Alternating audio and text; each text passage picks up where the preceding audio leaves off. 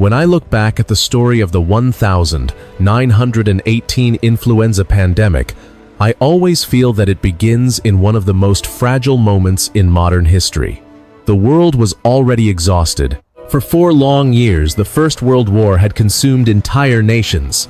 Cities across Europe had been damaged by bombardment, millions of soldiers had died in the trenches, and families everywhere were struggling with grief, rationing, and uncertainty about the future. By the final months of the war in 1918, many people believed the worst was finally coming to an end. What they did not realize was that another and far more invisible threat was already moving quietly among them. The pandemic that would later be called the Spanish flu began spreading while the machinery of war was still fully in motion. Armies were constantly moving across continents. Troop ships crossed the Atlantic carrying thousands of soldiers packed closely together. Military trains carried recruits from rural towns into crowded training camps. Barracks were often filled far beyond their intended capacity, with young men sleeping in rows of bunks only a few feet apart. In conditions like these, respiratory illness could travel from one person to another with astonishing speed. This movement of soldiers unintentionally became the perfect pathway for the virus. A disease that might once have remained local could now travel thousands of miles in a matter of days. Soldiers carried the infection from camps to ships, from ships to ports, and from ports into cities that were already under immense strain from years of war.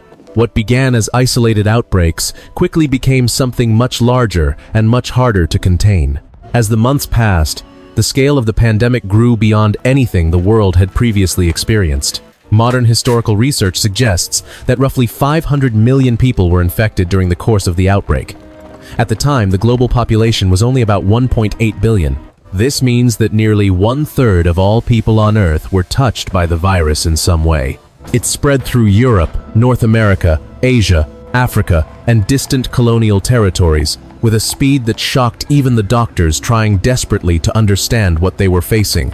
When I think about this moment in history, what strikes me most is how vulnerable the world had become without realizing it. Nations were focused on the battlefield, yet the most devastating threat was traveling quietly along the very systems created to fight the war. Ships, railways, and military camps connected the world more tightly than ever before. In 1918, those same connections allowed a virus to circle the globe with terrifying efficiency, setting the stage for one of the deadliest pandemics humanity has ever known. As the illness spread across continents in 1918, people everywhere began searching for an explanation. Fear was growing, and in moments like that, societies often look for a place to blame. This is where one of the most persistent misunderstandings in modern history began. The pandemic quickly became known around the world as the Spanish flu.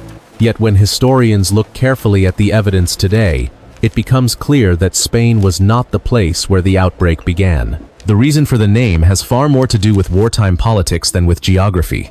During the First World War, most of the major powers were tightly controlling information. Governments in the United States, Britain, France, and Germany feared that bad news could weaken public morale and harm the war effort. Newspapers were often discouraged or prevented from reporting stories that might create panic among civilians or soldiers. As a result, many early outbreaks of the illness were quietly minimized or barely discussed in the press. Spain was in a very different position. The country had remained neutral during the war, and its newspapers were not subject to the same military censorship that existed in the fighting nations.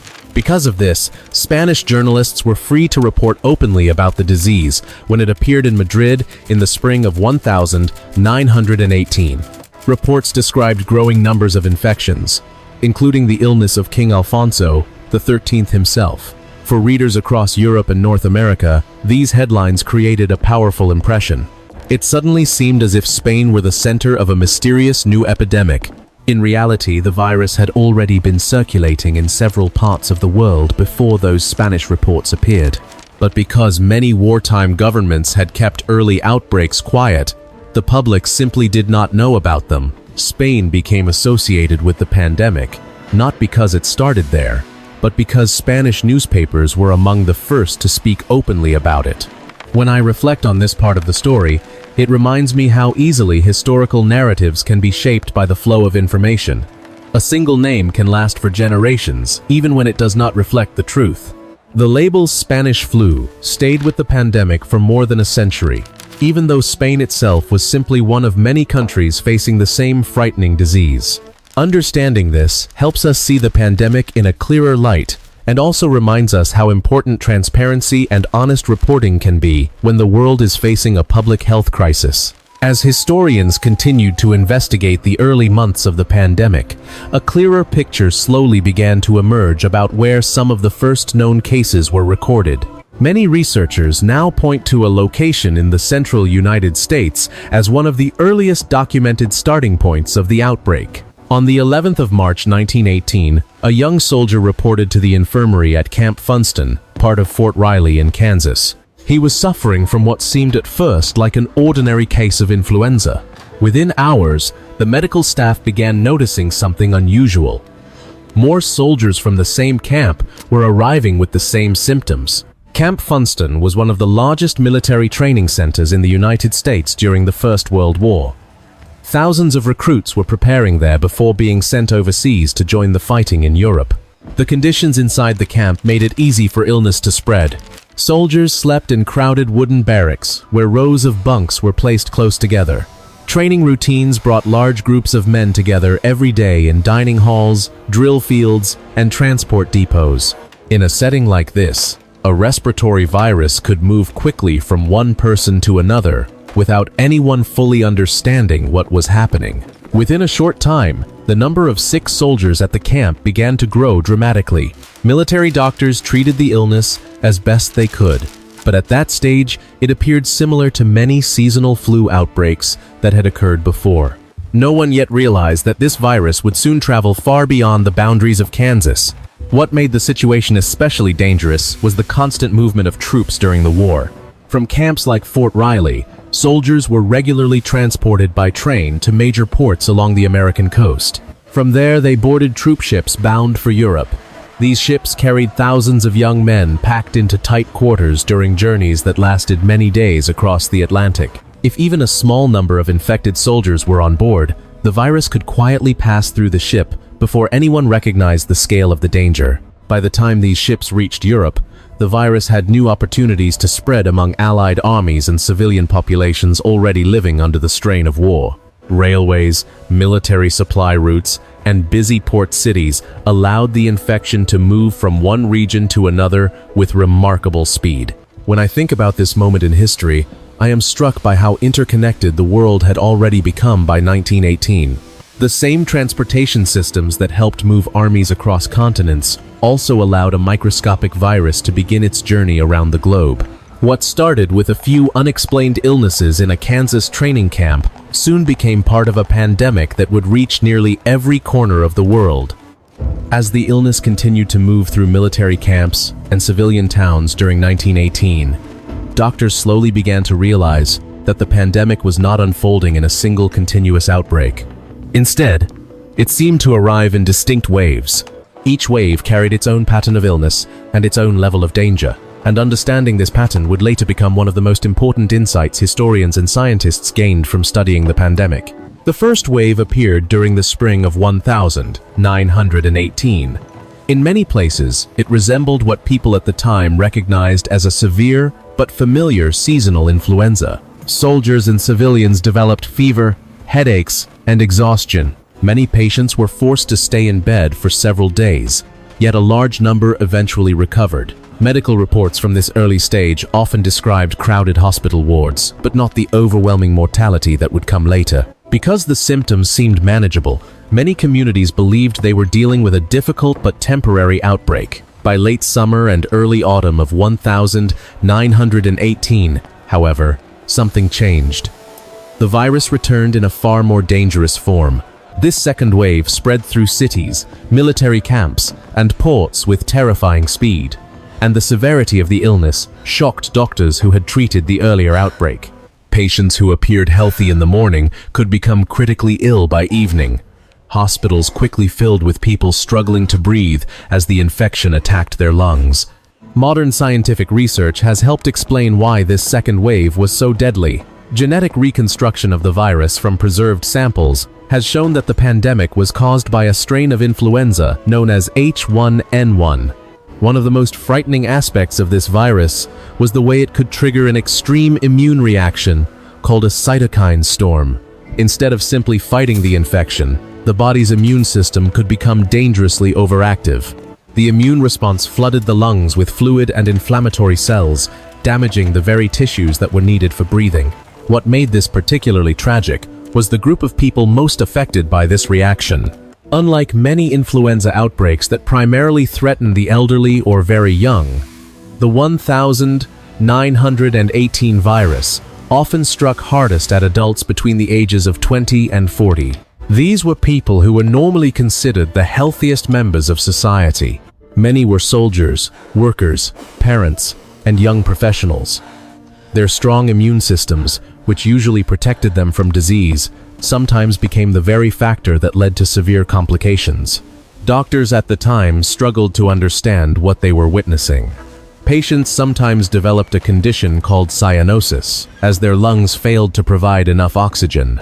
Their skin could take on a bluish or purplish color, a visible sign of how severely the body was being deprived of air. Medical staff worked tirelessly to help the sick, yet the rapid progression of the illness left many physicians feeling powerless. Looking back today, the second wave of the 1918 pandemic stands out as the most devastating phase of the crisis. It transformed what had seemed like a manageable outbreak into a global catastrophe. The pattern of these waves reminds us that pandemics can evolve in unpredictable ways. What begins as a mild illness can return with greater strength.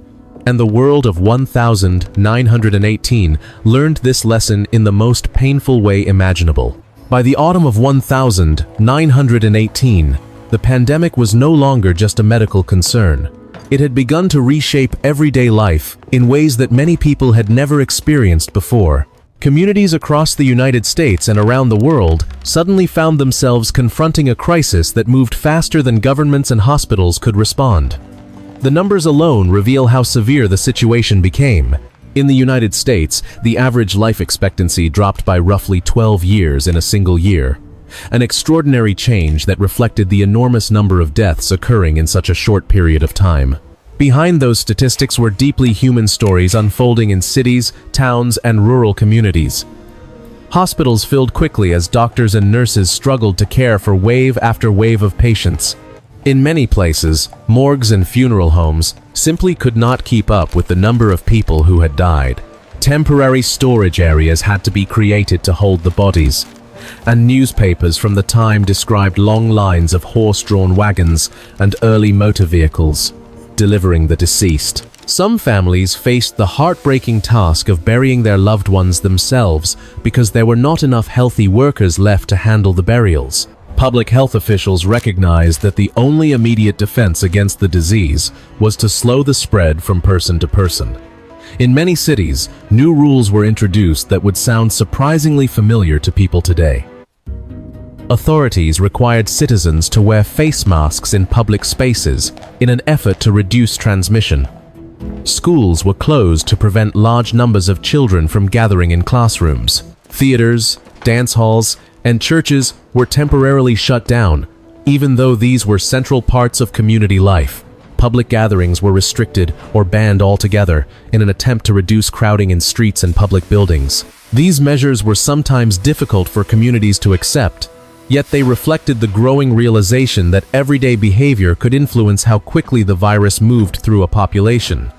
Local governments tried different approaches depending on the conditions in their cities. Some places staggered business hours to prevent overcrowded transportation. Others urged citizens to avoid unnecessary travel or large social events. The goal in every case was to slow the momentum of the disease long enough for communities to regain some control. At the same time, the pandemic was spreading far beyond North America and Europe. The interconnected world created by global trade and colonial networks allowed the virus to reach distant regions with surprising speed. Ships carried the infection to ports across Asia, Africa, and the Pacific. In French Indochina, which included what is now northern Vietnam, the disease caused severe outbreaks in several regions during 1918. Historical records from that period describe thousands of deaths within a short span of time, as local populations struggled with limited medical resources and the same mysterious illness affecting the rest of the world. When I reflect on this stage of the pandemic, what stands out most is how quickly ordinary life changed everywhere. Streets became quieter, schools closed their doors, and families faced uncertainty about the safety of their neighbors and loved ones. The crisis revealed both the vulnerability of societies and the determination of communities trying to protect each other during one of the most difficult public health emergencies of the 20th century. As the pandemic gradually faded by 1919 and early 1920, the world began to face the difficult task of understanding what had just happened. The scale of the tragedy was unlike anything people had experienced in modern times. Historians and medical researchers have spent more than a century studying the outbreak. Yet even today, the exact number of lives lost remains a subject of careful debate. Many early estimates suggested that the pandemic killed somewhere between 20 and 50 million people around the world. More recent statistical studies have attempted to refine those numbers, with some research suggesting a lower global estimate of around 17.4 million deaths during 1918 and 1919. What everyone agrees on is that the human cost was enormous. Some regions suffered far more than others. British India experienced one of the most devastating impacts of the entire pandemic. Large populations, crowded cities, and limited medical infrastructure created conditions where the virus spread with terrifying speed. Historical demographic studies suggest that millions of people died in India alone within a very short period of time. In many provinces, the mortality rate reached levels rarely seen in modern public health crises. For families and communities across the subcontinent, the pandemic left a deep and lasting scar. Part of the tragedy came from the limits of medical science at the time. In 1918, there were no vaccines available to prevent influenza infection. Doctors also had no antiviral medications capable of slowing the virus once it entered the body. Even antibiotics, which today are used to treat secondary bacterial infections such as pneumonia, had not yet been discovered. Physicians relied mostly on supportive care, rest, and basic nursing practices while hoping that a patient's body could recover on its own. Over time, scientists have also learned something remarkable about the virus itself. Genetic research has shown that the influenza strain responsible for the pandemic did not simply disappear. Instead, it continued to evolve through small genetic changes over the decades. The virus from 1918 became the ancestral source for many later influenza A strains, major flu pandemics that appeared in 1957. When I reflect on the legacy of the 1918 pandemic, the story feels both tragic and deeply instructive. One of the clearest lessons is the importance of honest communication during a public health crisis. Early censorship during the war allowed confusion and misinformation to spread almost as quickly as the virus itself. Another lesson is the value of international cooperation. Diseases do not respect borders, and the events of 1918 showed how closely connected the world had already become. Finally, there is the lesson of preparation. The pandemic revealed how essential strong public health systems are for protecting societies during moments of crisis. Investment in medical research, hospitals, disease surveillance, and international collaboration has become one of the most important defenses humanity has developed since that time. Remembering the experience of 1918 is not only about honoring those who lost their lives, it is also about understanding how their story helped shape a world that is better prepared to face future challenges. Looking back at the story of the 1918 pandemic always leaves me with a deep sense of humility. It reminds me how vulnerable the world can be and how important honesty and cooperation are when societies face a crisis. I would truly love to hear what you think about this moment in history. Share your thoughts in the comments. And if exploring stories like this matters to you, please subscribe to When History Broke so we can keep learning from the past together.